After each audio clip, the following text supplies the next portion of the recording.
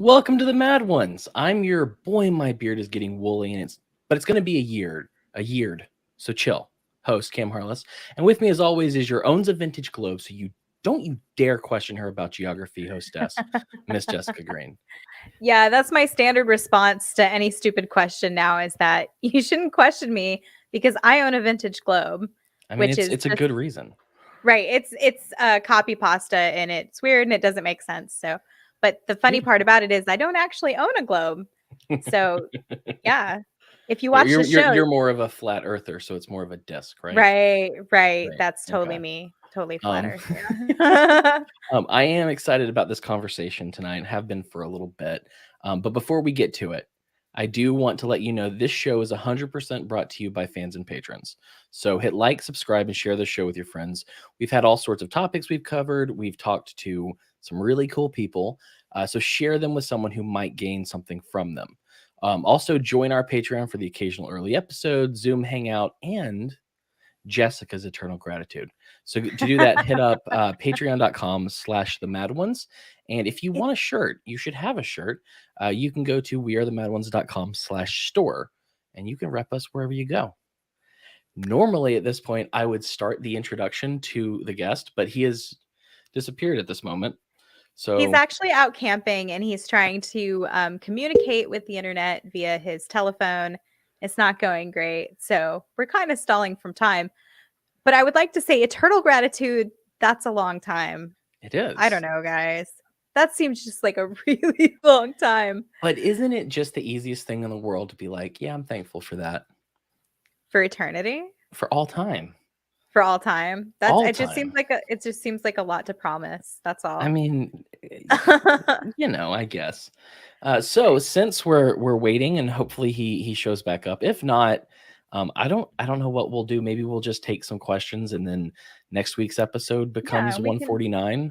I don't know because I think I'm not prepared to do a full episode if I Yeah, don't we're have a kind of just guest doing right this on the now. fly. Yeah, so I mean, like we could, but I don't know if anyone would want to. We could talk about about some stuff. Oh, look, there he is. So it does look like he's back. So there we go. I'm going to leave that in. Everyone's going to have to wonder. But joining us tonight is the once guitarist of the heavily loved stoner metal band Sleep, which happens to be my wife's favorite band. And she told me she'd kill me if I didn't mention that. As they were becoming more prominent, he left the adulation and the punk prestige to become an Orthodox monk. He's a punkifier of hymns, the creator of the zine Death to the World, and the author of Youth of the Apocalypse. It's Mr. Justin Marler. How are you doing, man? I'm doing amazing. Look at me. I'm out in nature. Life's good. It looks good. I like when you told me that you were going to be out in the boondocks. I was like, I want to be in the boondocks. It's very pretty. Yeah. So like I Place said, to be, it's Texas. What was that? I got Longhorn right behind me. Nice. Oh. So it smells good too. Yeah. Oh yeah. So my wife brought my attention to you, and you had a conversation with someone on a podcast recently talking about your story, which I found completely fascinating and wanted to talk to you about. Of course, I'm sure at this point in your life, you've probably told this story ad nauseum. You're probably done with telling the story in some sense.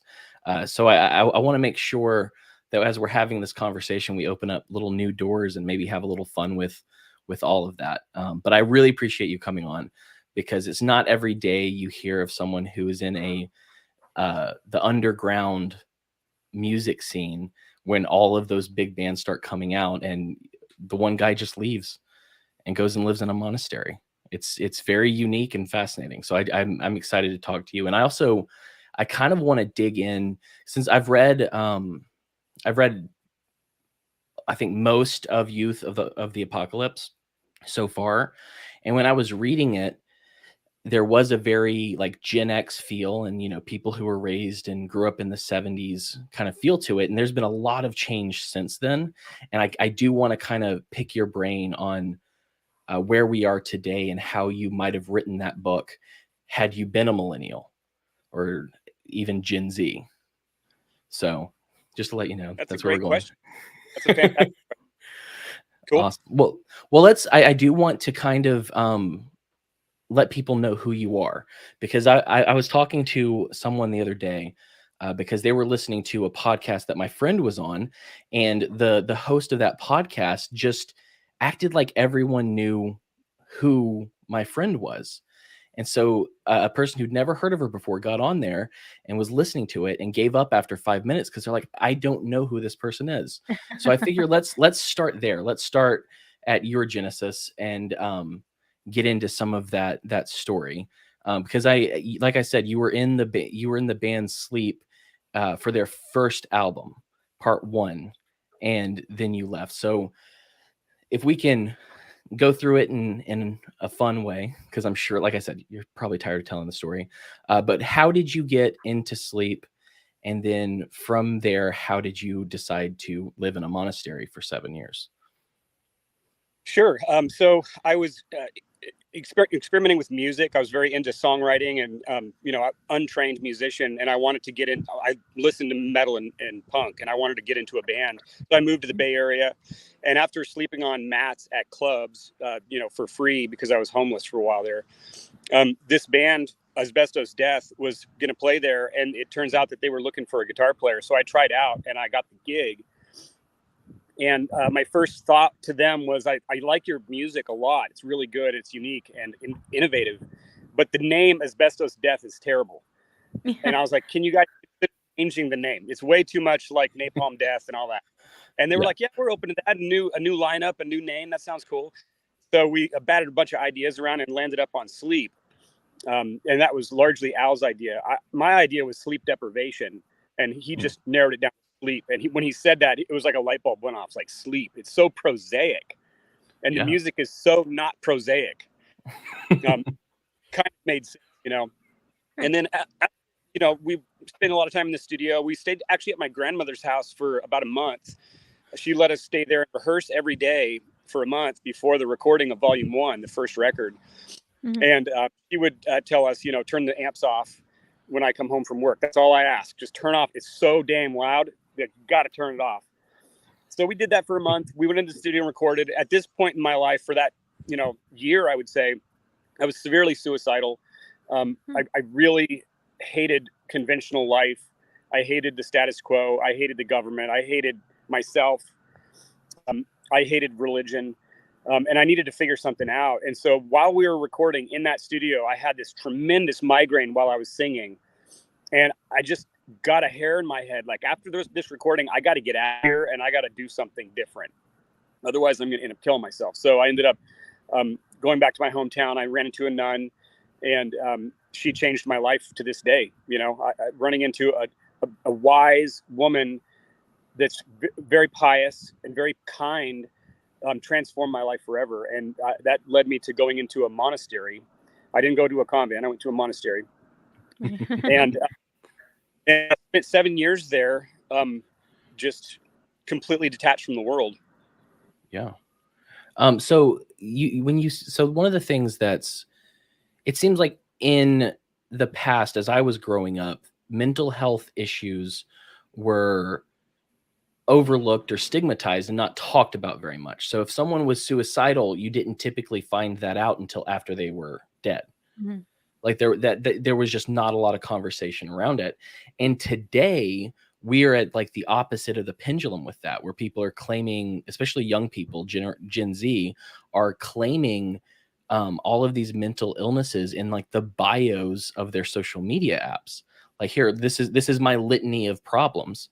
And so I think that's what really struck me as I was reading through some of Youth of the Apocalypse, because I felt like it was it was needed in that time, but also sort of before its time in talking about these issues and their roots. Would you mind me asking kind of what your history was and why you were suicidal at that point in your life? What was the soul sickness that was going on there? Oh my gosh. Growing up an American in the 70s and 80s is just it.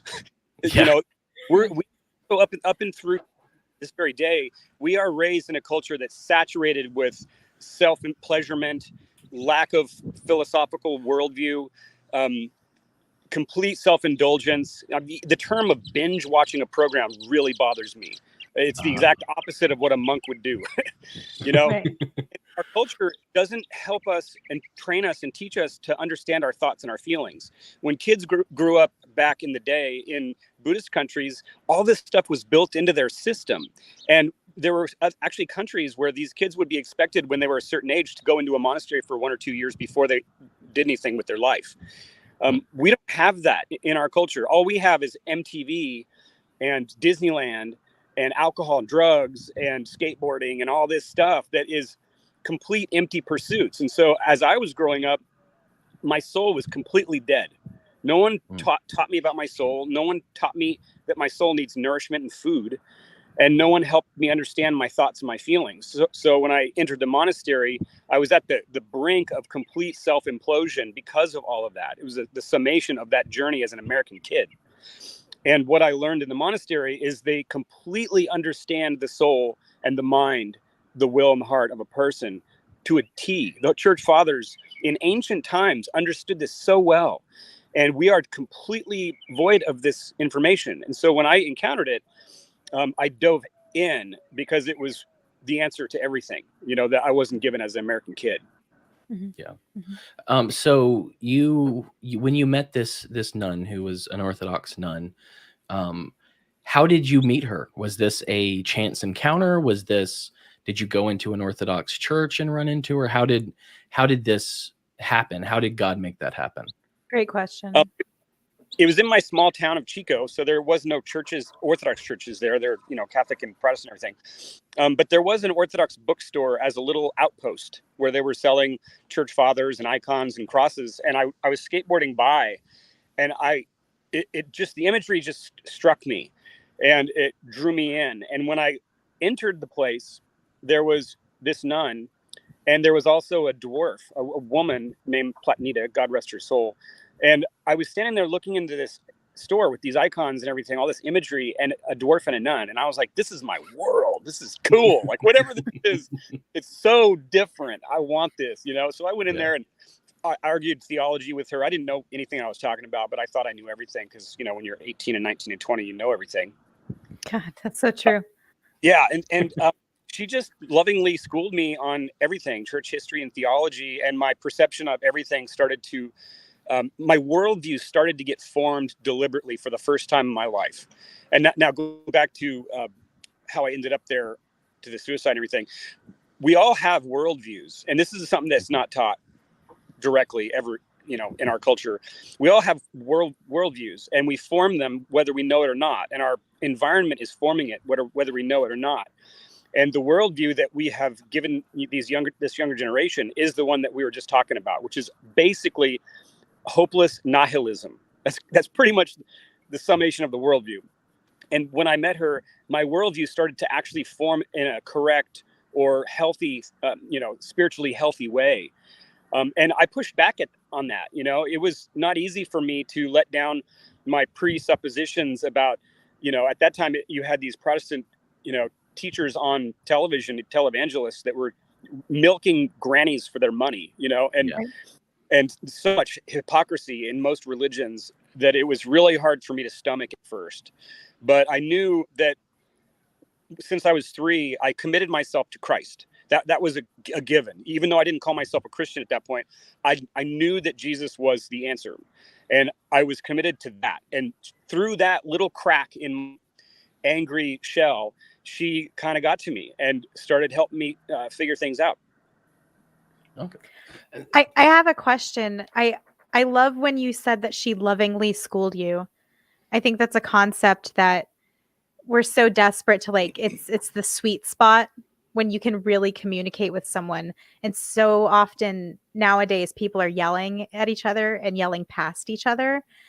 Do you have a way to describe how she was able to speak to you being as angry as you were and as you said, not willing to, you said you didn't like religion at that point, but meeting this nun changed that perspective. Can you kind of like tell us how she was able to do that? I'll do it from her vantage point first. She probably thought I was a stupid young kid that God. And her approach to me was she would listen to me and be patient. And honestly, I think the key is non-judgmental. She knew that everything that I was espousing was not accurate or not true or philosophically wrong or even politically wrong, whatever it was. But she didn't come back at me with judgment or accusations or even correction. She lived, I would say, the gospel in a sweet, humble way, but she wouldn't give on certain things. That is the core beliefs of the Christian faith. And she wouldn't give on them, but she wasn't aggressive about it. She would just say, well, in my opinion, this is probably more accurate and more true. And she would say, just reflect on that and be open. And I was like, man, she doesn't judge me. I'm coming in here with tattoos and a bad background and all this. And she doesn't care. She doesn't care at all. She just wants to talk to me about God. And I'm up for that. I think that's the thing that's missing pretty much in our culture all around is everyone hates the other. We're so divided, and I don't go into politics at all, but we're terribly divided and terribly judgmental, and everyone calls the other side of the other person evil. And we have to do that. We have to not do that. We have to stop ourselves and implement the virtues.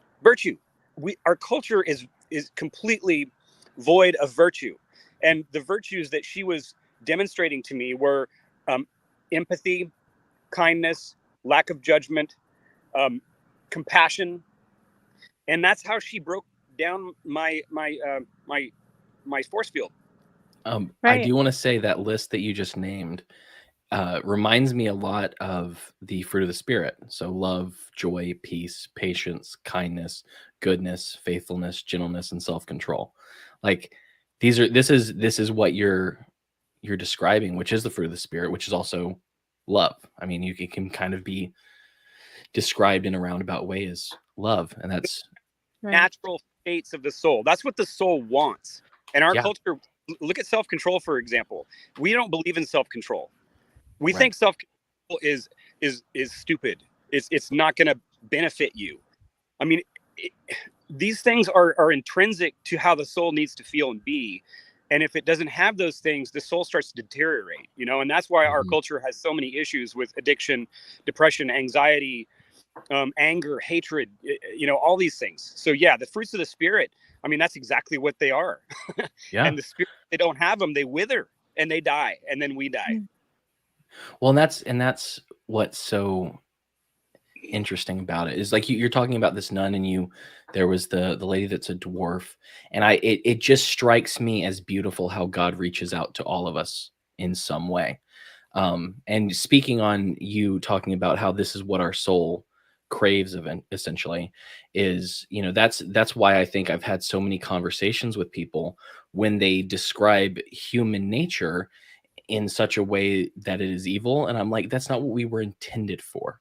We were intended for deep connection with God, deep connection with others, deep connection with the earth. Like there's all of that to it. But one of the things that I found interesting is I was talking to a friend of mine. We were talking about God and how, when he finally became a Christian, he came in with this concept of who God was. And it was based off of his worldview. It was based off of how his father was. It was based off of, particularly for him, an absent father. But one of the things he said that shattered everything was he started reading about Jesus. He started reading about what Jesus was, who he was, what he said, and how he treated people. And he was taken aback by the character of Jesus. And he said he kept reading, and he was like, I really love this Jesus guy, but I don't like this Old Testament God guy. Because this is obviously in his mind, these are two different people. And he reads on, and he comes to the point where he reads and sees that Jesus is the perfect image of God. And so he said that his worldview was completely shattered in that moment, because when he was talking about God in these horrible ways, he was actually just talking about his dad. Yeah. And that was healing he had to deal with. Oh, wow. Yeah. And so I just love that there are these, like, sometimes it takes a dwarf and a nun Sometimes it takes getting kicked out of an internet atheist community. Sometimes it just takes, your parents telling you about it when you're 3 and you just being so interested that you spend your whole life talking about it and thinking about it and breaking down all the false places in your own theology. Yeah. Yeah, absolutely. Yeah. So, I also find it very interesting that you're skating on your skateboard and it's the icons that catch you.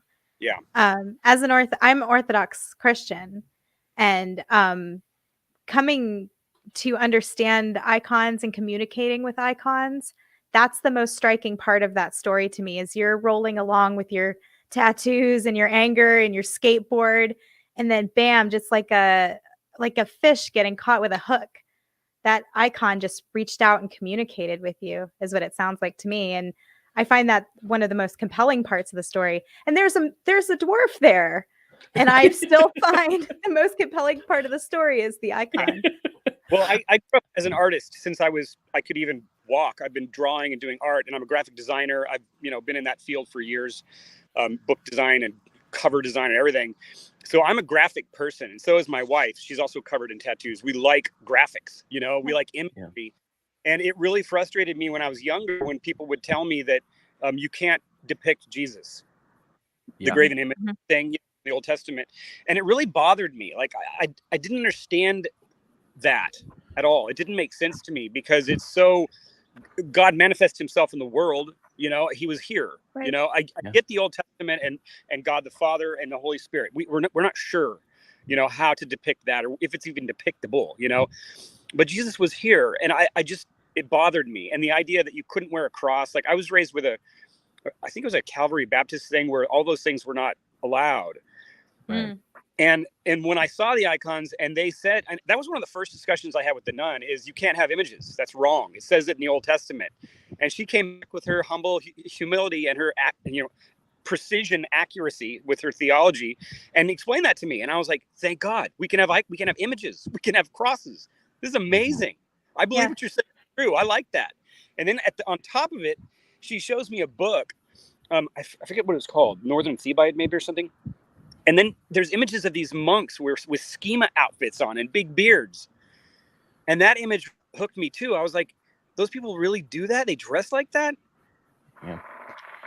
You guys have those photographs of these people from the late 1800s, early 1900s. All of that stuff just became like a universe of just glory to me that was so compelling, which also translates all the way up through Sleep to today. Al, the bass player and singer for Sleep, he's come to the monastery many times, and the imagery is used in a lot of their stuff. Covers of Ohm magazines or record covers and all that kind of stuff. And it's the same thing for him too. It's so compelling that these people give up their life, which is kind of hard to wrap your head around first, and then they also just look so freaking amazing when they do it. I do want to say something about and Al.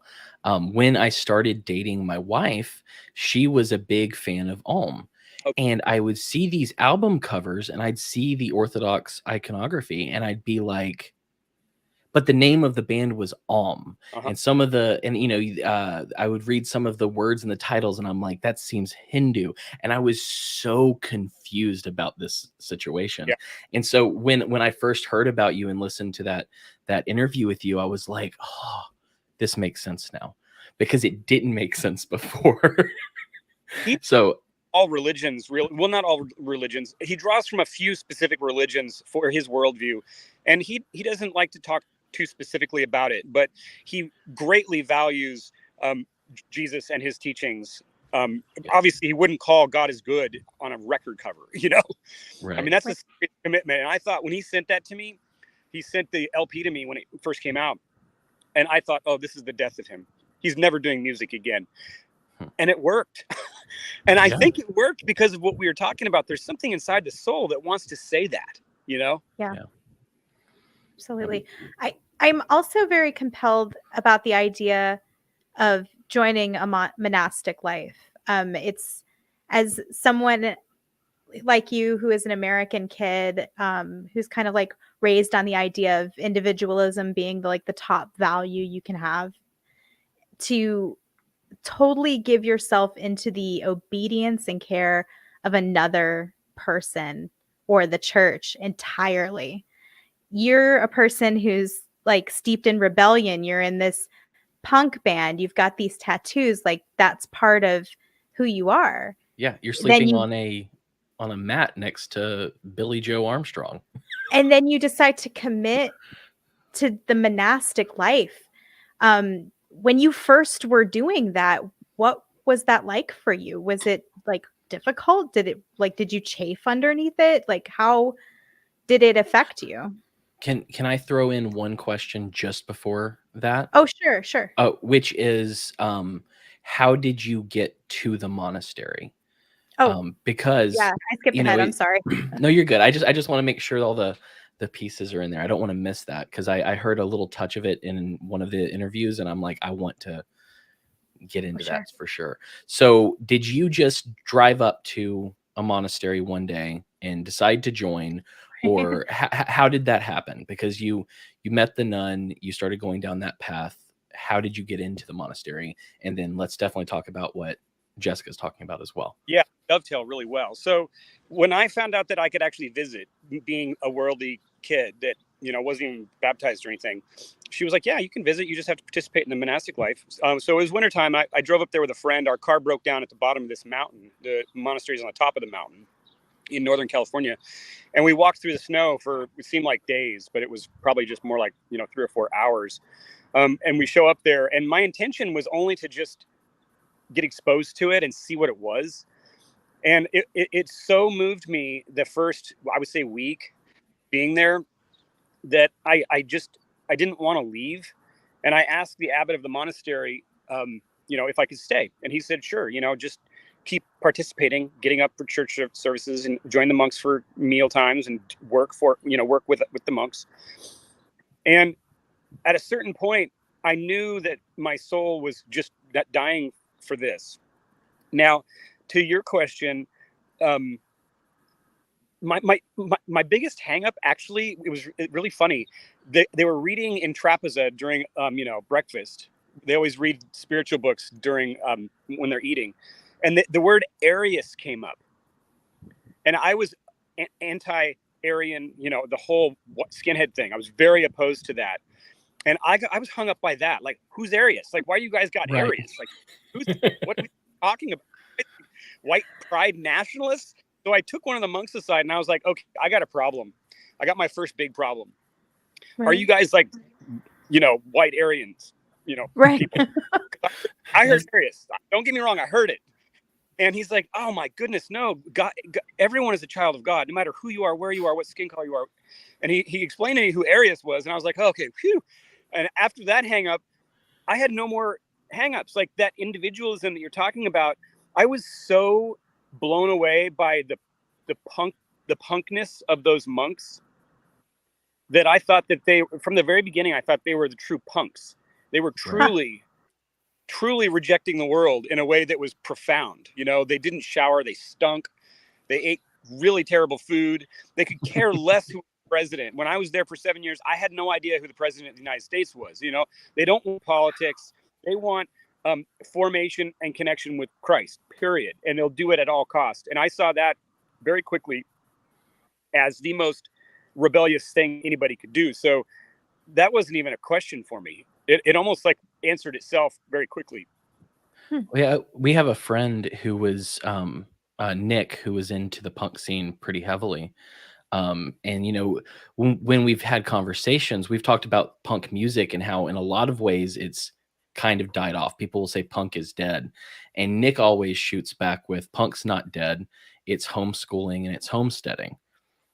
Like it moved on because if you look at the current zeitgeist, if you look at these punks and anti-authoritarians and all of this, like right now, I've never seen, you wouldn't think that you would see those people who railed against the machine so quickly joining and fighting for it.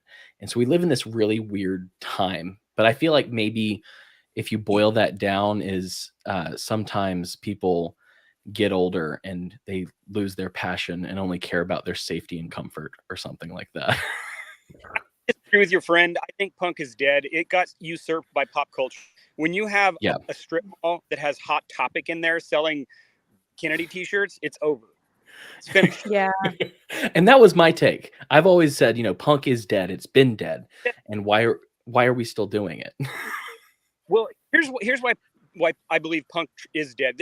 I still have friends that are punk that really adhere to it. One of them would be Ian Mackay, the guy from Fugazi and Minor Threat. He still adheres to his punk ethos, totally, 100%. And there are others like him out there, but they are partly dead to this world, and they don't really notice it in that way. They don't call it that, but they are partly dead to this pop culture, this status quo. Yeah, they do exist, but punk as a thing got completely usurped by popular culture, and it just got integrated. When you have Blink 182 being on the radio, I mean, I'm sorry, it's gone. Okay. It's over. Yeah, it got corporatized, which is the fun. Yeah. Like, what sweet irony is that? Like, it's kind of amazing. Kind of impressive. It's kind of what the thing also is. He takes something good and flips it on its head and makes it bad. Yeah. Absolutely. Oh man, but yeah, no, it's just incredible to me to see the work you've done, and you went through some of it, I think, on the conversation I saw you have about how you talked about how you wake up early, you eat bad food, they read spiritual books, which is such a good thing. I think that there are a lot of people, and one of the things I've told a lot of people, even on this show, is you need to do your spiritual reading. And I don't just mean the Bible. I mean, you need to dig into theology and commentaries and sayings of the church fathers. You need to get into these things, and you need to wrestle with God, and you need to grow, and you need to learn. You need to see where your failings are. And so, like, that's a really great thing to hear. And also, I also think it's funny about Arius, because that was the guy that Saint Nicholas allegedly punched. Yeah. And that's just such a great story. Yeah, all that kind of stuff. The early church martyrs, that scene from Saint Nicholas and the council. There are so many anecdotes, which is why we started Death of the World. I was so blown away by this endless river of really cool stories that were true, that weren't fiction, which really was mind blowing. That I wanted to kind of put them out there, But yeah, that story is on my top 10 list for sure. Oh yeah. St. Nicholas actually, when my kids were old enough, I sat them down and I told them who real Santa. Well, I always told them, but they didn't get it because they were so, inoculated by what was around them in our environment. But at a certain point, they got it, and they're like, okay, this whole thing is a sham, and there was a real guy. Sounds like he was pretty brutal. For sure. Brutally awesome. Brutally. Yeah. Oh yeah. What I when we did an episode last December on Saint Nicholas, and I floated several different titles, and one of the titles that we didn't use for the episode was the Bearded Brawler. Yeah. I forget what it was. It was a 3-part alliteration, but yeah, I mean, that's how I think of him. But one of the things that you mentioned is kind of this hopeless nihilism, and growing up in the 70s, the 80s, things like that. And I'm a millennial. I was born at the end of the 80s. I lived through the Satanic Panic. I was told that Dungeons and Dragons was evil and would take you to hell. We heard all of these stories. We all thought, this is kind of a crass thing to say, but it's something that I was told when I was a kid, and I believed wholeheartedly. Like, I always believed that even if I went into the bathroom, especially at a McDonald's, I needed to be very safe and have a buddy with me, because there was a guy who was meeting kids in McDonald's bathrooms and cutting off their manhood. What? And it was I never heard that story. It was a perpetual fear of mine as a kid. But I think the real satanic. Did you just come up with that, or was that like a real urban legend? No, I really believe that. I was told that. I don't know if it was another kid or what, because I was young, but I legitimately thought that some dude out there in a McDonald's bathroom was going to try to cut off my wiener. Wow, this pivoted so quickly. What was that? What was Dressed like a clown, like Ronald McDonald would be. That would well, maybe it was Would just have to be, Gacy right? vibes. Terrible. But no, that McDonald's though. what was that? It's a good reason to avoid McDonald's. Yeah, True. no, for real. But I mentioned that because we lived in a very interesting time that would be unrecognizable to my kids or to any or your kids or anyone. So there does seem to be this generational change that's happened. The advent of the internet. Oh, real quick, I do want to say you talking about not being into politics at all, and I think when you were talking to Buck Johnson, you'd said, I'm just a Christian and that's it. Yeah. And I want to tell you, that's my vibe. That's where I am. And that's what, like, I've condensed it down because for a while, I was in kind of political circles and people all have these labels that they use. And I was like, none of these labels fit. And so I made up my own, which was patient monarchist, because I believe in a king and I'm waiting for him to return as patiently as I can. That man, that's good. But like I was saying, there have been these generational changes, and so you wrote Youth of the Apocalypse in, essentially for Gen X. It's that's your generation. That's what you grew up in, and I would love to hear a little bit about. I've read that part of the book, but I'd love to hear a little bit about your reflections and how you started writing that book and Death to the World, and how that manifested itself and how it's been good, and how, like I said earlier, I'd love to hear how you would write it today, because we live in a post 9/11, post internet world, and it's very different. It is very different, and I have an anecdote that I can share with you in a little bit that really illustrates that. But so I was commissioned after I became a novice in the monastery to try to reach out to young people, because I was in music scene. I had connections and stuff like that. And the abbot was a smart guy, and he kind of figured out, hey, we can utilize that to try to do a mission, And so I started the Death of the World with another monk that was not really familiar with that culture at all. And then he asked me to write a book that was kind of like the summation of Death of the World. And we disseminated the magazines, the Death of the Worlds, all over the world. We started off at coffee shops and music venues and record stores, and it took on a life of its own, and it ended up becoming a subscription thing where people would be, write in to subscribe for $1. It just covered postage. And we would be mailing these things all over the world. Literally in Europe, and, a lot of people in prisons really enjoyed it. And the book kind of became the same thing, the continuum of that. And yes, when I was writing that book, I was steeped in 80s and 90s culture because of my American upbringing. And so obviously a lot of that first part of that book is just me, espousing what I came out of, which you're talking about Gen X. I actually learned about that phrase right before I wrote that book. And I thought that was a very interesting thing. So I read more about, I think it was Copeland that came up with that concept. I read a little bit more about it, and I was like, he's kind of right. He kind of, it's hard to break generations into certain, like, baby boomers and blah, blah, blah. And they do kind of overlap a little bit, but the Gen X thing really did resonate with me, because he was showing that there was a generation of people that were hopeless, and that were also, kind of counterculture that was kind of new. Like, America had always been a place of hope, from, pre-World War II to the 60s. And that's when it started to decline, I think. So while I was writing it, I was putting all that in there and trying to bridge the gap between the young modern nihilist person to the saints. And it seemed to work. And I honestly thought that it was an exercise in a waste of time.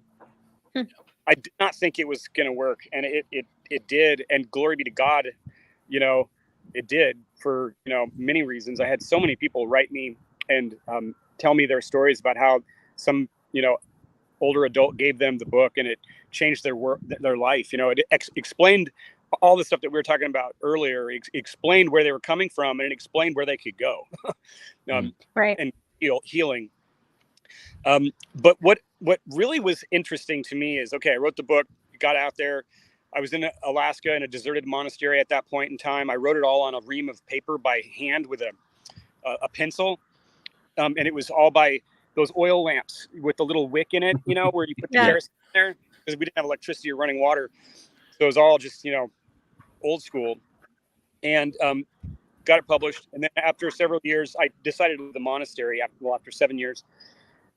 And it was jarring to me how much the world had changed in just 7 years. It was shocking and it was terrifying. I knew what it was like when I went in the monastery, clearly. And then I went through this detox for 10 years of everything worldly, just get it out of you, you know, and focus on a holy lifestyle, a lifestyle of repentance and focus on scripture and Christ and everything. Right. And when I left, everything seemed different in a really a dark, scary way. One of the topics when I first landed that I saw, I didn't have television or anything, but I saw something somewhere, I forget where, an airport or something, I don't remember where it was. And the national discussion was about a stain on a blue dress from the president. Yeah. I don't want to go into it because it's disgusting, but sure. I was shocked that was right. the open discourse. I was dumbfounded. Yeah. I mean, a decent society would recognize that was wrong and deal with it, but that it wouldn't become what it became, you know. And that was largely because of media. If there was no media, this thing would have probably never even been known, to be honest. But that was the thing that really struck me, is media had become the new god in American culture, which has also spread throughout the world. You know, there are cultures throughout the world, in Asia and all over the place, that have built into them this moral system, because they know that virtue and morality is what holds cultures together. And this American thing infiltrated cultures like Japan, which had this huge honor system and a whole way of conducting yourself in society with honor and nobility of spirit. And the media broke all that down and disseminated all of this evil very fast. And obviously the internet was a huge part of that. It started off before that with just your normal cable television. And then with the advent of internet, sin had become completely normalized, absolutely normalized to a degree that really frightened me, because usually there's always a checks and balance in cultures, even primitive cultures. We're talking primitive cultures with loincloths, you know, hunting with, you know, spears out in the woods. They had a social hierarchy and a structure and a moral value. And we lost that. And we also have technology. I mean, that is a scary, scary proposition, which is why having children in this age is terrifying. I have 2 from my wives, and then I have 3 through marriage. So 5. And I have to confront this challenge on a very moment-to-moment basis with all of them. The older young adult ones are actually doing great and have resisted and have become amazing people. But the younger ones that are still going through high school, oh my goodness, it is. I mean, you can have my stepson can be in his bedroom at 11 o'clock at night. This is not going to really happen, but I'm just saying any kid can be in his bedroom at 11 o'clock at night and go on an app called Tinder or whatever and find somebody else and show up somewhere to meet them. I mean, that is terrifying. Yeah. Absolutely terrifying. And the same thing applies to drugs. They can go on Snapchat and find drugs in a heartbeat. I have for a long time wondered if, like, all of the product of the sexual revolution, this is the fruit of that finally coming to bear.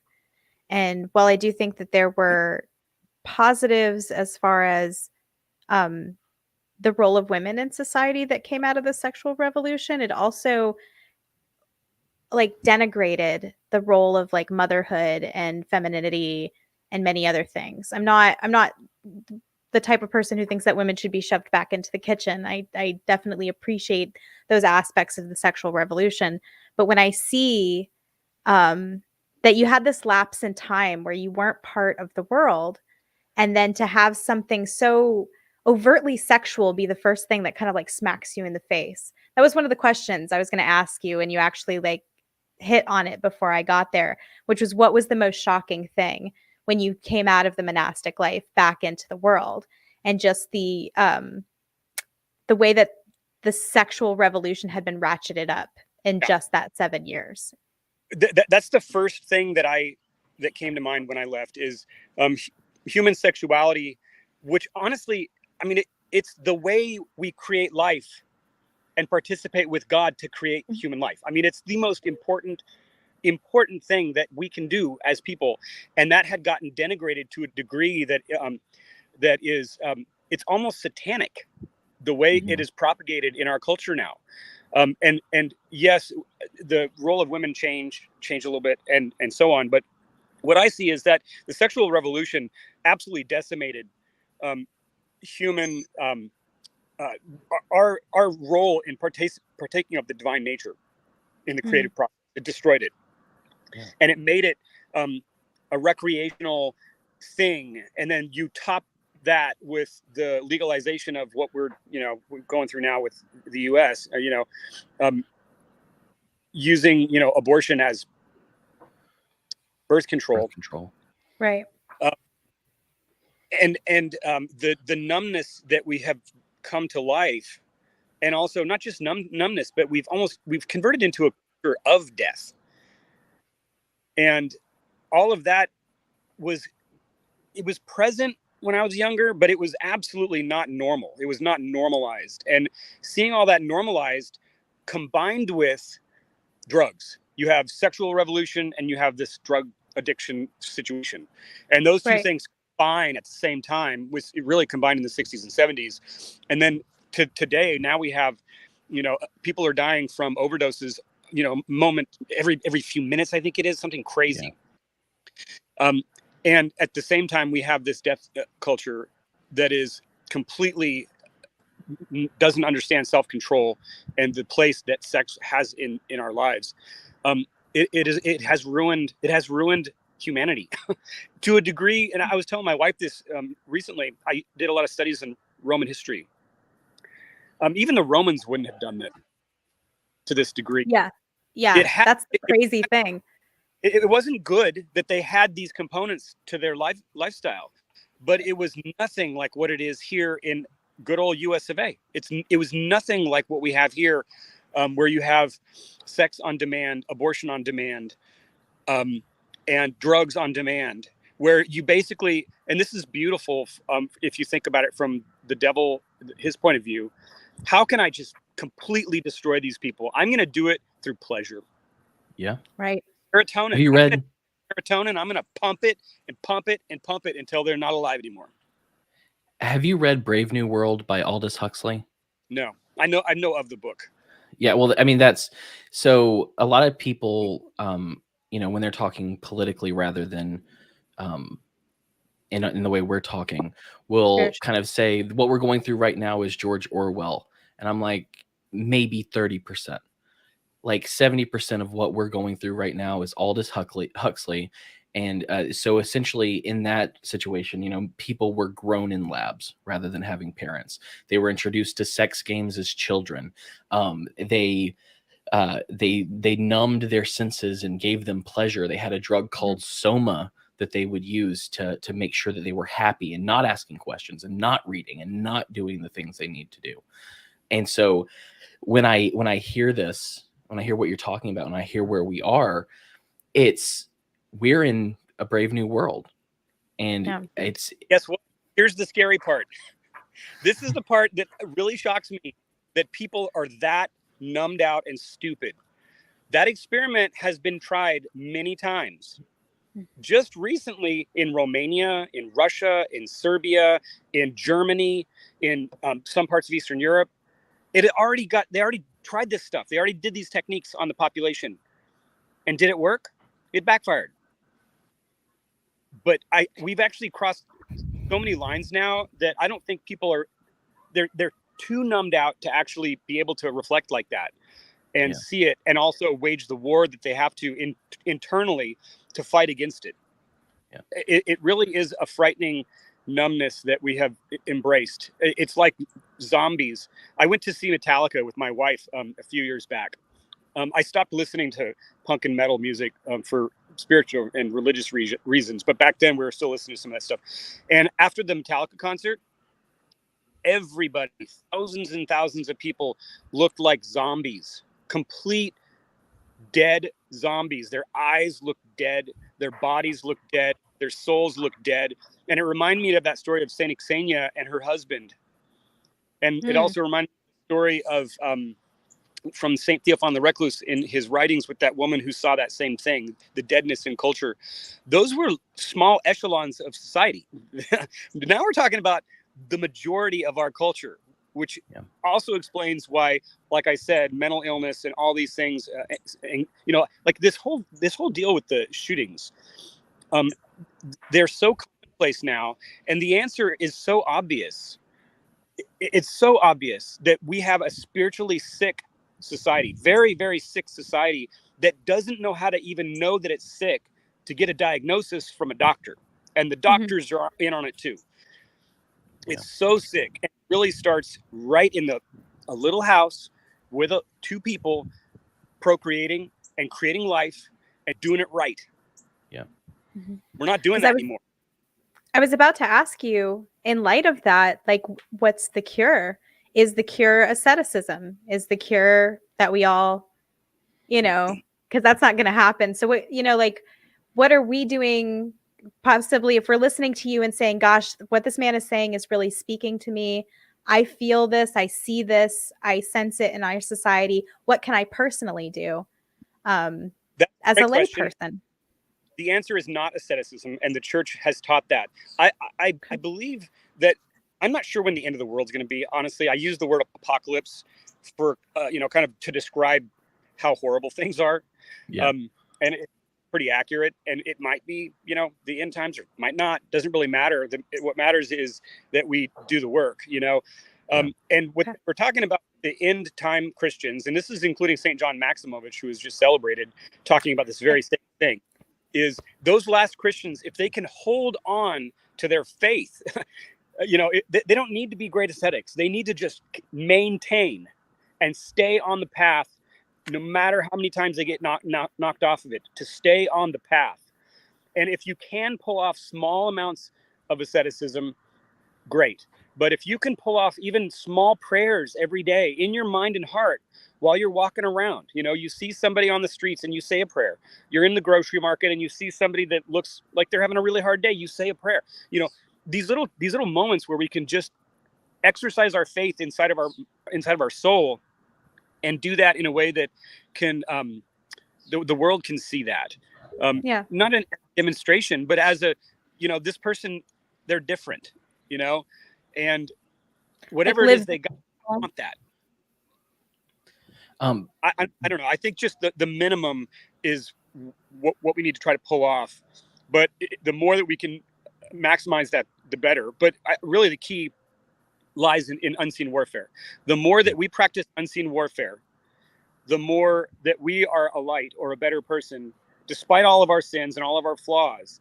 The more we're practicing this internally all the time, the better we will be, and the better those around us will be. And I firmly believe that.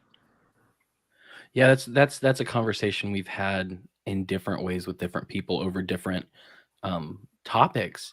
Is, you know, there is a lack of self-control, and most people at this point seemingly want to change the world, but they're not tending their own garden. 100%. And so one of the things that I talked about today, because I'm reading through Exodus right now, but I was thinking about these different heroes of the faith that were in the Bible, and you have all of these deeply flawed people. You have Abraham, who essentially gave his wife away to two different people because he was afraid that they would kill him and try to take her from them. And so he told them she was his sister. There was Jacob, who was deceptive and stole a blessing. You have David, who wasn't able to build the temple because he had too much blood on his hands. And that's what's so beautiful. And what I'm going through as I'm reading through the Bible this time is looking at these people who are deeply flawed. And that's what the Bible's about. It's not about you finding a hero and latching on to a hero. It's about Mhm. you being able to see what they do. And that's what's cool about the Bible as well, is it's not like God's not telling you what they had in their heads most of the time. They're not telling you their motives. He's not saying this was an evil thing most of the time. A lot of the times it's he tells the story and you're considering what these people are doing and it's wrong, and then you see the consequences. And so he's telling you by acting.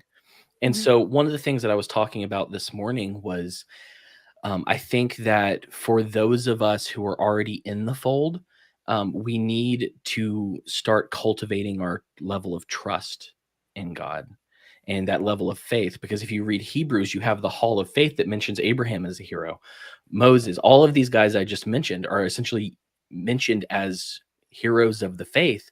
But it Mhm. wasn't because of what they did, but because of who they trusted and who they followed, and all those things that they did came out of their faith. And so like that's kind of where I am right now is a lot of people think you can just work your way through and get there, and asceticism would be a part of that. But before these works occur naturally through God, you have to have that faith. You have to trust. And it's I don't know. I could be way off, but those are my thoughts right now. So I'm going to riff off of that. Several years ago, my kids were kind of old enough to where I could, try to go back to doing some form of ministry or whatever. And so I woke up one morning and I prayed to God, God, use me. I kind of did my family part. I raised the kids and they're at a certain point now. And um, he sent me, and this was really out of the blue. My priest calls me and says, I have a person, he's on crack. He's been on crack for a long time. He needs help. Can you talk to him? And that started this whole thing of these people flowing through my life. My wife, both of us work as a team on this, of girls that were sex trafficked and drug addicts and all this kind of stuff. And the whole time my wife and I are like barely pulling off our days, our lives. I stopped doing my morning prayers, and I just kind of feel like a complete failure. And one day my wife and I were talking about being complete losers, but we're able to at least try to do, something good. And I had the same realization. I had the realization that in the scriptures and also all the way through the hagiography and the lives of the saints, that God is actually an expert at working through very messed up people. Mhm. He's an expert at that. It's almost kind of his best trait is that Yeah. he can take people who are broken and who are sinners and do his work through them so flawlessly. And I find that a huge encouragement, that Yeah. the Old Testament's full of those people. The New Testament has them too. Paul, he was standing there holding people's garbs while they were going to kill somebody. I mean, that's not a cool thing to do, Um, I take great comfort in what you're saying, and I have for many years, because the monastery kind of makes you feel like you really are to aspire to holiness on some level, Right. And even in the monastery, you don't feel it. You don't feel like you're achieving holiness, Right. And when you're out here, it's 100 times worse to try to pull off a religious life in this modern age. I know people that do it and do it really well, and I have great respect for them. But I'm a massive, completely massive sinner, and I take great Yeah. comfort in Me God too. working through broken people. Yeah, I well, I am. mean, Joseph in Genesis, it said it perfectly, because he said, because he was sold into slavery in Egypt, Yeah, and I then love that story. God used him to collect enough grain to essentially save the entire land of Yeah, Egypt and surrounding countries. And he was reunited with his brothers who sold him into slavery, and they just threw this banger of a verse right at the end of Genesis where he said, "What you intended for evil, yeah, God used exactly. for good and saved Right. many lives." I love that. That's my favorite. Like you said, that's my favorite thing about God is his ability to turn evil into good. Yeah, There is a comment in the chat that I kind of want to rewind back to. Um, Forest Mommy had asked, unseen warfare equals leading by example. And I think if you weren't ever familiar with the concept of what we mean by unseen warfare, that part might have seemed kind of confusing. So I was wondering if maybe we could go back a little bit and talk about what that means, unseen warfare, and how leading by example is part of it. Great. Yeah, you're absolutely right. This is my favorite topic, is unseen warfare, which is also known as spiritual warfare, spiritual combat, which basically is the war that's taking place every day inside our minds and our hearts. And we have been accustomed to sin, various sins, and they kind of sneak in and make their habits inside of us because we allow it. And then our job is to realize this and change the habits. And that process of changing those habits from habits of sin to habits that are holier or better or more on the side of God is spiritual warfare, or unseen warfare. And it really, the battlefield is the soul, and the weapons that we have are the virtues. One of the chief virtues being prayer, and also love and humility, but also the other litany of virtues, and us trying on a moment-to-moment basis to implement those. And that would, I mean, honestly, the simplest example is if you're driving your car and somebody cuts you off, your first thought is anger. And a person that's practicing unseen warfare is going to pray for that person. Yeah. They're going to catch the anger. They're going to have the anger, and that's okay. But if you can convert the anger in that moment and train yourself to convert the anger over time, the anger goes away and the virtue supplants it. And that holiness is being developed inside of your life. That would also apply to people that have issues with their parents. You know, I had a really hard time with my father. And every time I would think about my father, I had thoughts of resentment. And I learned through the monastery to convert that thought of resentment to a thought of gratitude and compassion and forgiveness. So you take those bad intentions, those sins, they're essentially sins, and you convert them to virtue. And that process is a lot of work, especially for the modern man, because our culture has no reinforcement, foundation, structural components for this whatsoever. And like we talked about earlier, most primitive cultures and even developed cultures have some form of a structure built in. Even the Romans, like we were talking, they had a structure built in. Right. We don't have that. And so we have to find it. In other words, find the gospel, find these teachings in the Bible, and find these teachings in the church, and read them and implement them on a moment-to-moment basis. And the cool part about this is the more that people practice this unseen warfare, the happier you become, the less anxiety you have, yes, the more grateful you are. I suffered from, like I said, depression and anxiety, severe, suicidal ideation. And this process, it actually, I believe I was bipolar too, and maybe some other stuff.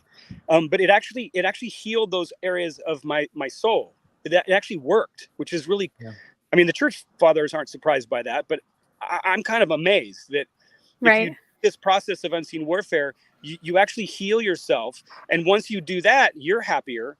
And once you're happier, people around you get happier. It really is contagious. Yeah. I want to, I too came from, it sounds like you were saying for a time you embraced a secular or atheistic worldview.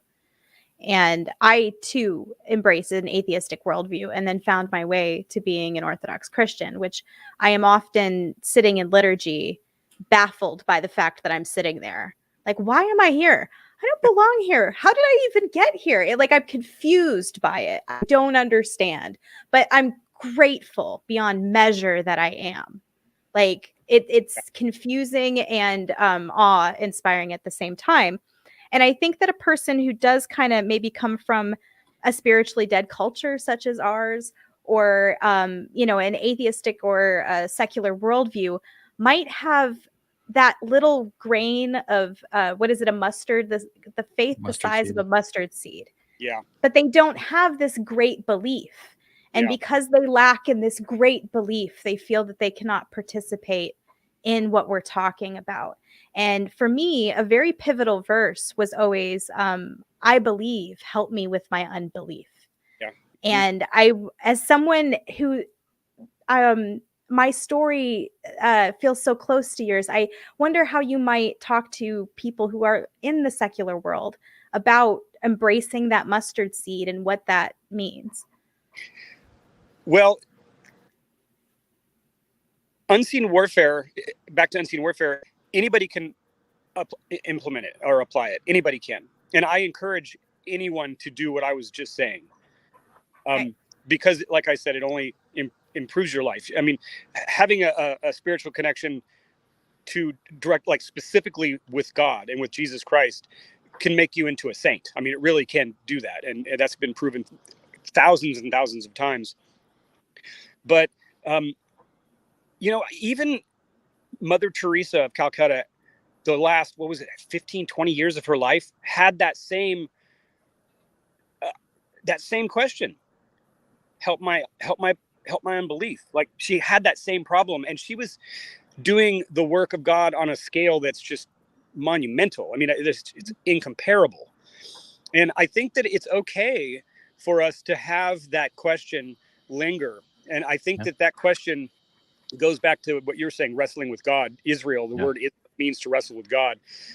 It's okay for us to do that, you know, as long as we stay on the path the whole time and understand that even there's moments where we don't understand our own faith or don't understand our belief, or our belief wanes a little bit, we still just say, you know what, I'm sticking this out because I know that I'm going to die. Honestly, I'm going to die. Yes. And the one thing that I will carry with me is my soul. Yeah. And however I form that soul is going to be that way for a really, really long time. And I actually wrote a book for my daughters because I was worried that someday they would, you know, fall away from the faith, or, you know, if I died, I would want them to know their father's worldview. And this was one of the chapters in there is this very thing, that making the wager with God.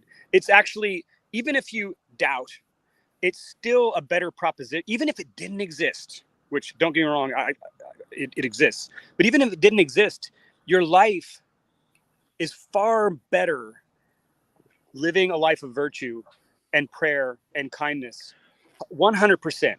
Because just doing those things, being kind, being patient, compassionate, forgiving, loving, self-sacrificing, self-control, all these things, you will only be happier. It just is that simple, which the Greeks knew that.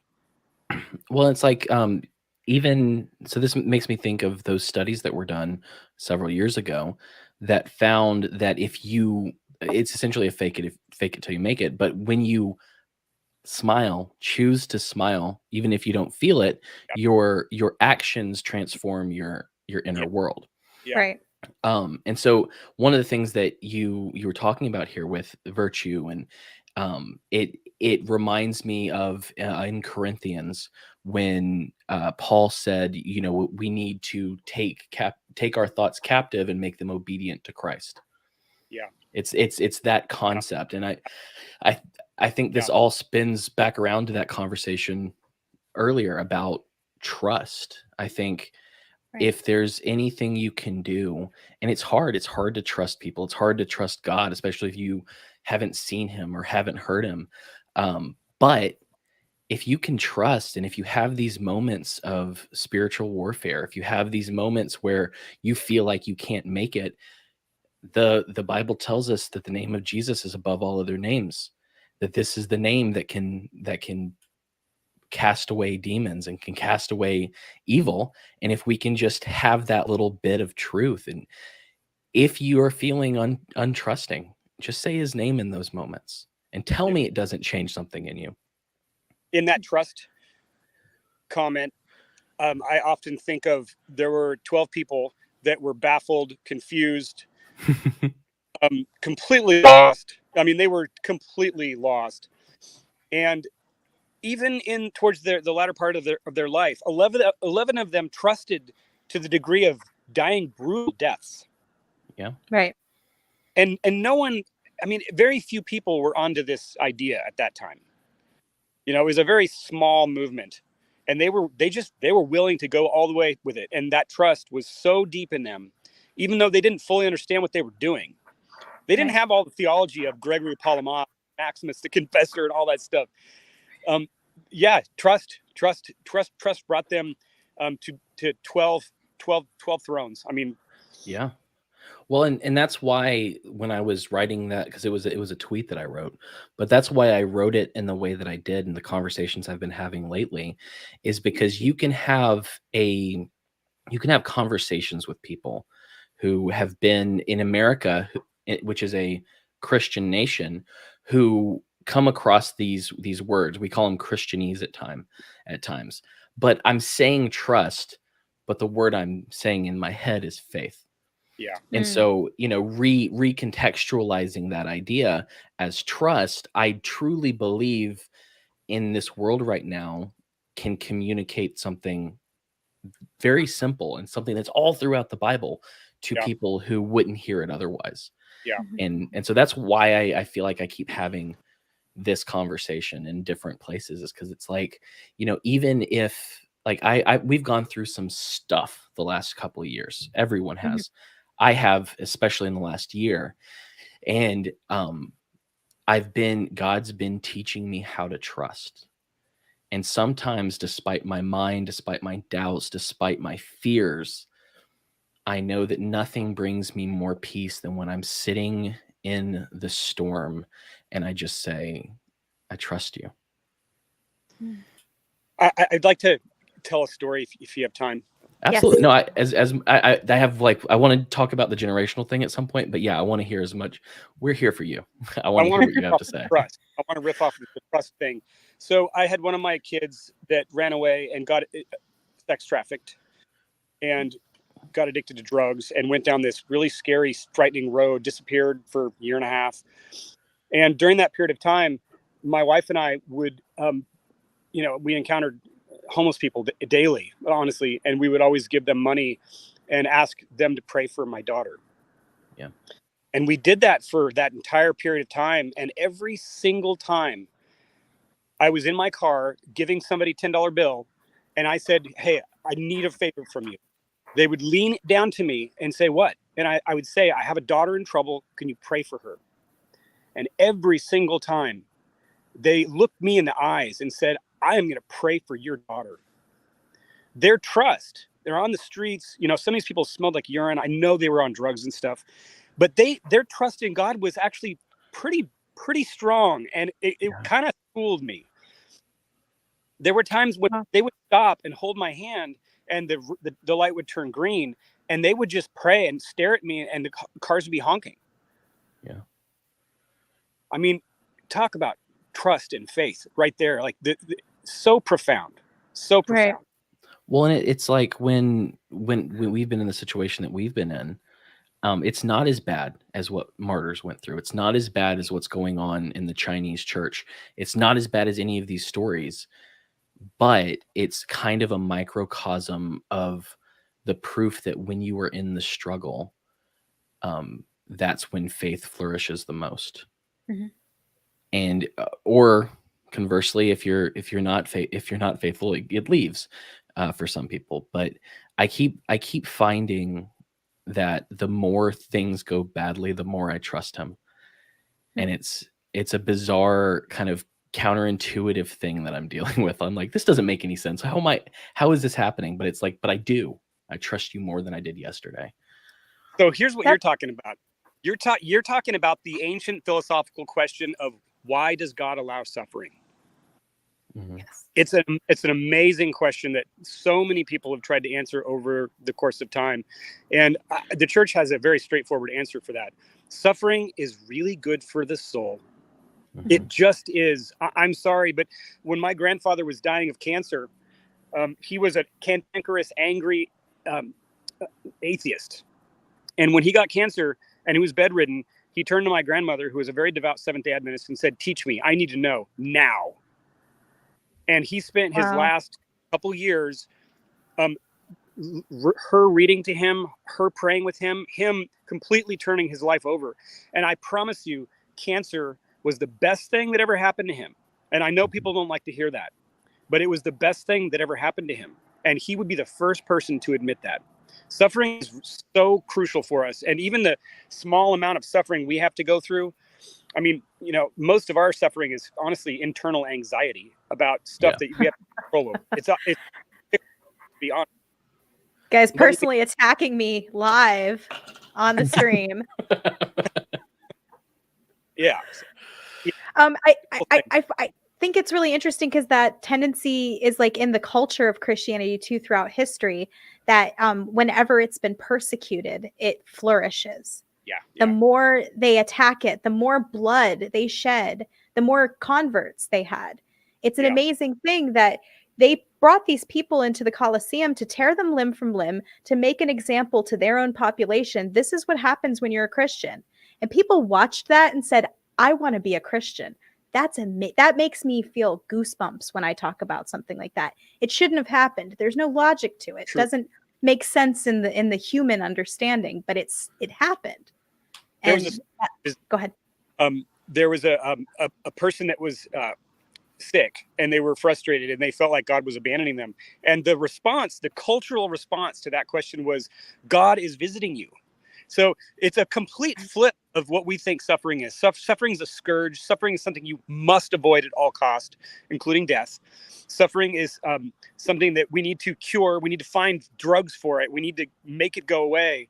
But in the Byzantine culture, in the Orthodox history, suffering was a visitation from God. And I think that worldview just flipped over like that makes you view everything completely different, what you're talking about. Yeah. Suffering is a refining fire. Absolutely. Yeah. It's not easy to admit that, but it's completely true. Yeah. Oh man. This has been such a great conversation. I've enjoyed talking to you so much. I did want to talk to you about so that kind of generational change, what you've gone through. So I heard you say that you were rewriting portions of Youth of the Apocalypse. And so what's interesting about our conversation so far is we talked about the 60s and 70s, the free love, the drugs, and all of that. And then so they were rebelling from the silent generation or the greatest generation, and that's how they rebelled. And then you have Gen X that rebelled in some ways harder, even than those in the 60s and the 70s. And then after Gen X, you move into my generation, Jessica's generation, the millennials, who we had not half anymore, but like we had several years of our lives without any kind of technology outside of what was on the TV, to it being implanted in every bit of our lives. And the rebellion almost in that generation, at least one form of it, was like ultra conforming to the elites and what the government says, and social justice and these different concepts, right? But I don't know, like it's hard to see the rebellion because it seems like we're all very, not all of us, but you know, the generation as a whole is all very cooperative in the weirdest possible way. But seeing as so many millennials are we're kind of in that realm, it seems like Gen Z is coming in, and some of their rebellion is like traditional things, conservatism, and it's for some of them. And there's this battle with the media and with academia about how people should be, and how breaking down biology, all kinds of things like that. But how do you look into the world that we're in right now and rewrite Youth of the Apocalypse? I've been struggling with that because I'm looking through the eyes of all my kids, my 5 kids. And what I'm finding, I'm not seeing a pendulum swinging towards conservatism so much. Conservative values, when you say that, it's kind of a big bag of all kinds of messy stuff. So it's really hard to use that word. But what I have been seeing since the 2000s, and including your generation too, you could be, because you were formed kind of, you know, I would include millennials in that discussion. What I see, and I characterize this generation as the generation of apathy, the generation of complete void of philosophical inquiry, the generation that has completely uh, is subservient to how I feel now and how I can make myself feel good now. The generation of extreme selfishness, and the Greeks had a great term for it. It's kind of misunderstood, but hedonism. Yeah. We are in the phase of hedonism, and yes, maybe there are some people that are waking up, and I see those converts coming through at my church, and some of these people are my godchildren. There's definitely people that are questioning things, but as a generation, as a culture, that's how I see it, as the generation of apathy, the generation of selfishness, the generation of individualism, the generation of how can I make myself feel the way I want to feel, and that actually the worst place to be. Let me insert this idea into your mind as well. It's been one that I've been talking about for a while. It seems that millennials and beyond, I don't know how it's going in Gen Z. I'm not Gen Z. We have been kind of a generation of identity crisis, because it seems to me that with the advent of no fault divorce, with, abortion on demand, all these different topics that are coming up, we have a lot of people who didn't have a dad and a mom, who didn't have that kind of, not full but fuller picture of who God is through parents. They didn't have their identity cemented. And so if you take a look at social media, if you take a look at people in my age range, you see a lot of people who are trying to find their identity and their affirmation in what's trendy and in what will get them that serotonin and dopamine, all of these things, because they don't have a strong center and grounding in Christ, or in maybe even in family. So I do think that that's a part of the problem, is there is apathy. I think a lot of the apathy is due to, how does that have anything to do with me? And I don't even know who I am. Yeah. In the arcs that you see, the histogram that you see lines up with all of this. The more religion declines, the more family, the more you want to destroy the nuclear family, which I think is just bizarre to me, that's actually a normal idea. The more that you do that, the more that violence increases, and all these things we talk about, the addiction, the anxiety, the depression, the suicide, the murder, like all these things are completely in alignment with the decline of family and religion. 100%. 100%.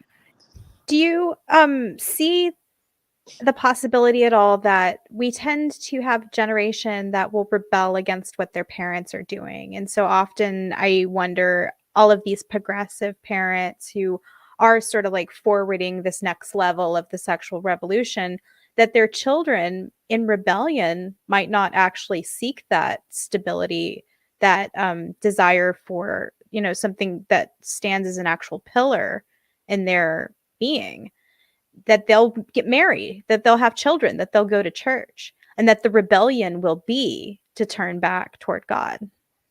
I wish that was the case, but I'm struggling even with the Last True Rebellion, the subtitle of Youth the Apocalypse. The more that I am exposed to and research the current state of affairs, I don't see this generation as being rebellious. I see them as completely just numbed out. I would fervor, that fire, that punk rock thing. It's just not there. So even in like the young, say like the Gen Z, I guess is the next generation coming up, or maybe even now there's one after them. I'm getting older. I don't know. That they might. So we have the millennials, and I certainly agree that there is that apathy and that deadness of philosophy and religion inside of that my generation. I will claim that all the way. Yeah. But if not, that would be an influence on the people who are younger. And I've heard them say that younger people do trend more conservatively as far as like their values go. And I don't mean necessarily in a political way. I mean toward family values, for example. I really hope you're right. But if Timothy, I think it's 2 Timothy is correct, and if Matthew 24 is correct, that's probably not going to be the case. Yeah. Mm-hmm. One of the things that I've been wanting to talk, and we have our big question after this, so we won't keep you too long. But one question that I've wanted to talk to someone about for a minute is, I think that when I'm looking at TikTok, at Twitter, not at Facebook because I don't like Facebook, Instagram, and the news, I feel like there is a kind of a small revival going in when it comes to Christianity. It's very understated, but there are some people that are waking up. But at the same time, I see a massive separation of the wheat from the chaff within Christianity. I see a lot of shaking up of bad institutions and stuff like that. And I don't think I'm crazy, but I wonder if you've noticed any of that as well. That it seems like we're in a time of shakeup in a huge way, and it's about to amp up even more. Like an energy shift, right? I often try to look at this question from popular culture. Where is popular culture? Because popular culture is the pulse of what's going on. And I'm not seeing that in pop culture at all. Right. I'm seeing the interest in stupid movies, these Marvel movies that are just stupid. Thank you. I hate them. I'm sorry. Yeah. And that's just one example, but you're not seeing stories on the big screen of great personalities like St. Anthony the Great. That would make a great movie, Yes. You're not seeing that stuff. It's just not what's popular at all. To be fair, they recently had the Man of God movie about Saint Nectarios. Yeah. So it wasn't like a blockbuster. They only played it for, I think, 2 days in US theaters. But if you're interested in a fantastic movie about a wonderful saint, I recommend everyone who's watching, please go watch Man of God about Saint Nectarios. It's about to be on Apple TV, I think. Oh, cool. So, yeah. And I think you're right. I think that it seems that our media is getting more vapid. It's becoming more politicized in a lot of ways, which is really sad, because it's like, why do I want to watch this? Like, if let's assume this is about escapism. Why would I want to escape into the problems of the world we have? Like, why would I want that? But if it's not escapism, if it's truly art, and if it's building up humanity in some sense, why aren't we having better stories? And that's something that I'm very interested in. I'm a story guy. That's why I love reading the Bible and seeing how those little pieces go together, where I'm seeing how God decided to show himself through humanity.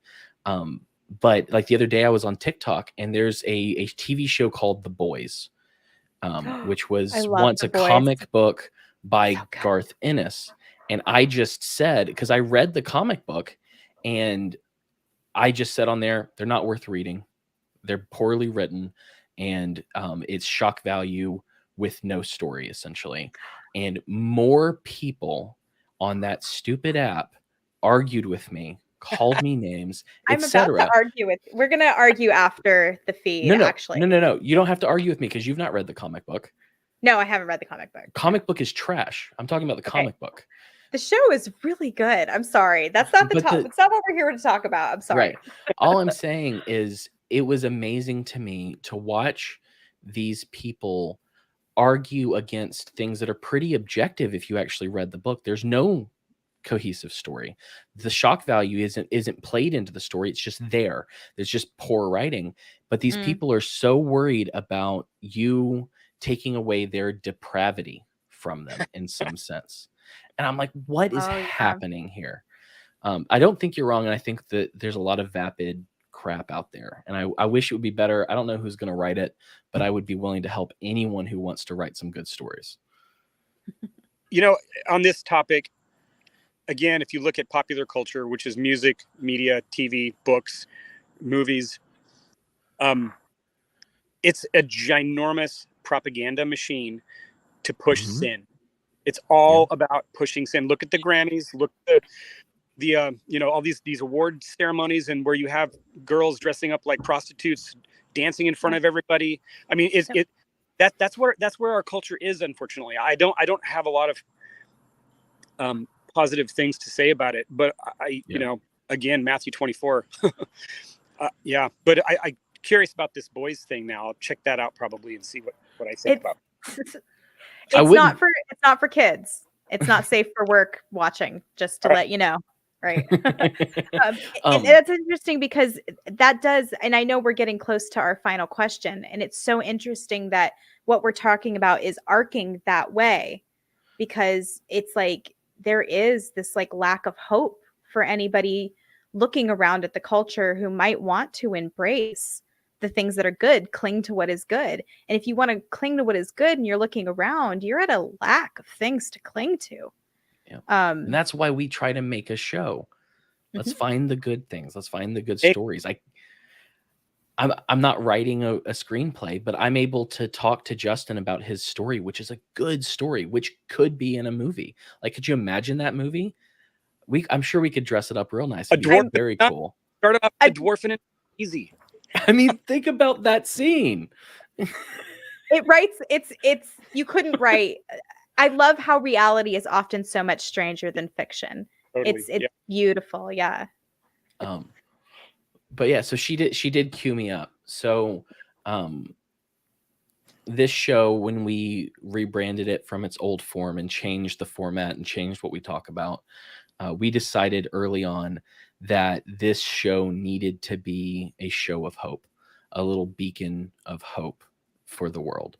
And so one of the ways that we do this is we do bring it up in the conversations, but the last question that we ask every guest is, in the last 2 years, people have been depressed. They've lost their jobs. They've lost family members. All sorts of terrible things have happened. People feel desperate and depressed. And so what we like to do is try to ask the person that comes on, what is the thing in your life? It could be global, local, in your household, whatever scale you want. But what's something that is giving you hope and the motivation to carry on right now that might inspire our audience in some way? Well, the easy answer is my kids.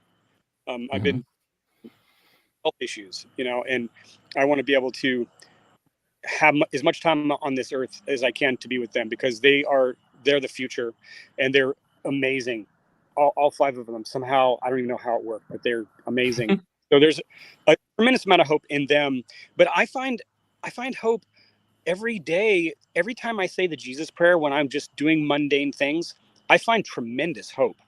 Like, prayer is such a healing thing. In that very moment, you can draw down all the power of heaven right into you, and you can blast it onto somebody else right next to you. I find a lot of hope in praying as much as possible. And just for those of you who might not be familiar, the Jesus prayer is a short, Cam put it up. I was about to do the same thing.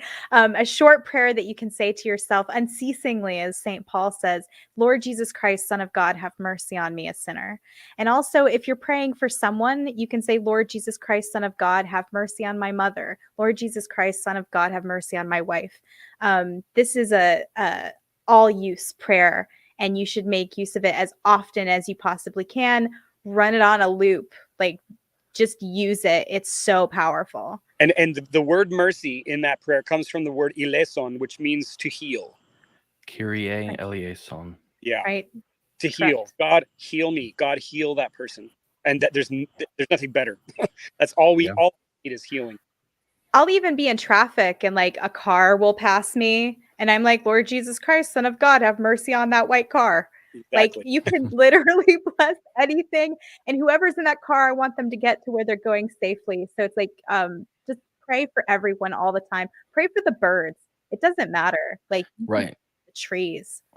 If you want to learn how to trust God, start actively praying for your enemies. Oh my God. I'm telling you, that's something that I've instituted in my morning prayers, and it is hard to do. Yeah. It's hard to do. But if you want to learn the heart of God, you need to be willing to forgive the unforgivable. Amen. I highly don't recommend praying for humility. Or patience. Yeah, right behind you, you get slapped with all kinds of humiliation. Like I did that once for about a month. I was being embarrassed, and I was like, okay, you need on me, so give it to me. Right. Be careful what you ask for, I guess. Well, Justin, I've enjoyed the heck out of talking to you. Likewise. Yep. I honestly just want to talk to you more in different avenues other than this, but also if you're ever interested in coming back on, I would love to talk to you again, love and I know it. Jessica would Yeah. as well. But we'll let you go. I don't. So, is there any place I know there's deathtotheworld.com where people can look at the zine. Is there anything else you want to share with people where they can find anything you've done? The Quick and the Dead little, I guess it's an EP that you did. Absolute banger. You got to Thanks. love hearing a hymn in punk. Like that's wild, and I love that. I would like to give a plug for unseenwarfare.net. Okay. Unseenwarfare.net. It's a manual on how to do what I was talking about earlier, and it's all Okay. quotes from the church fathers and the saints, and it's all their wisdom just compiled into a website, which is going to become a book. That's amazing. I can't wait for the book. I'm so excited. And if you guys don't know what he's talking about, The Sayings of the Desert Fathers is a book. It's available on Netflix. And that book is mysterious and wonderful in the way that it can improve your life. I know 100%. I personally, I know you're trying to go. I just want to tell my Desert Father story really quick. I had a cousin who I haven't been able to talk with for many, many years. I was racking my brain on how to make up with him. And I was also at the same time reading the St. Anthony section of Sayings from the Desert Fathers.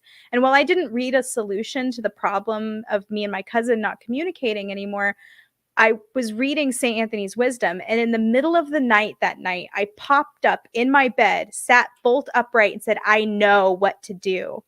And I sent him a gift. It was a thing of artisanal beef jerky. And I wrote a note that said, sorry, I've been a jerk. I hope we can put our beef behind us, which I think is kind of cute. And it kind of broke the ice. And it wasn't, I didn't, in the moment when I was reading St. Anthony's words, I didn't realize they were affecting my mentality about how I need to see myself in that situation. And then 3 a.m, I popped up in my bed. I think I woke my husband up going, I know what to do. So yeah, get that book because it's going to help you in ways you can't even fathom. Amen. And when that book comes out, or you finish up Youth of the Apocalypse, please come back on and let's talk about what you're doing. And I'd love to read it and just discuss things with you. Sounds great. Appreciate it. Let's keep in touch.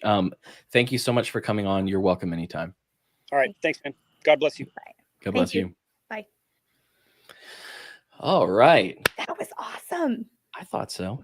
Yeah. So beyond that, I have to go through my rigmarole so you know what's coming up. I'm going to start off by telling you what the next 4 episodes are, because I'm like that. Next week, we're talking to our friend Hex from Twitter. He grew up in the Nation of Islam, and I've never known someone who grew up in the Nation of Islam. And so I have tons of questions, particularly about Jacob and his experiments that led to the white race. So join us next week for that conversation. After that, we're going to be talking to a girl I met called Kayla Cox.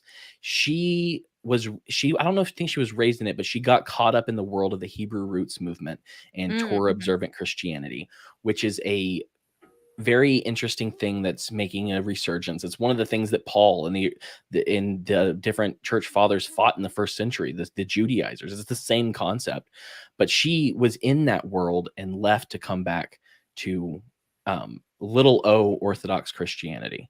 And I'm going to ask her about that. After that, our good friend Kim Sheng is going to come back on for our pressure release last episode of the month conversation. And then she's great, and it's been a while since we've talked. Last time we talked about memento moris and death, and we talk about death a lot. And I have some Yeah. plans for death talks that I haven't told you about yet, Jessica. Interesting topic. And then after that, our good friend Monica, who couldn't make it last week, is slated to start off our August shows at the beginning of Yay. next month. So beyond that, if you'd like to join us, if you'd like to pay into what we're doing here and what we're creating, you can go to patreon.com/themadOnes. There are perks. Check that out there. If you want a shirt, if you want to show the world that you like our little podcast, wearethemadOnes.com/store. I'm on Twitter at HamCarlist. Jessica's on Twitter at SoupCanarchist. If you're listening, you can watch this every Wednesday, except for next month. We'll talk about that later. But every Wednesday, 8:30 p.m. Eastern time at youtube.com/themadOnes. We're also on Rockfin and Odyssey and Rumble if you don't love YouTube and you want to watch. If you're watching and would rather listen, we're on all podcatchers, and we are at wearethemadOnes.com, where you can download them directly. And don't forget to hit subscribe and like if you are watching us on YouTube, because that's going to bump us up in the algorithm. Appreciate it, guys. Yeah, we need our watch hours up so that we can finally monetize on YouTube. So liking, subscribing, watching whole episodes that you missed will help us out. So that's it. So with that, my dear friends, you have a chance to be a light in the world. So go light it up.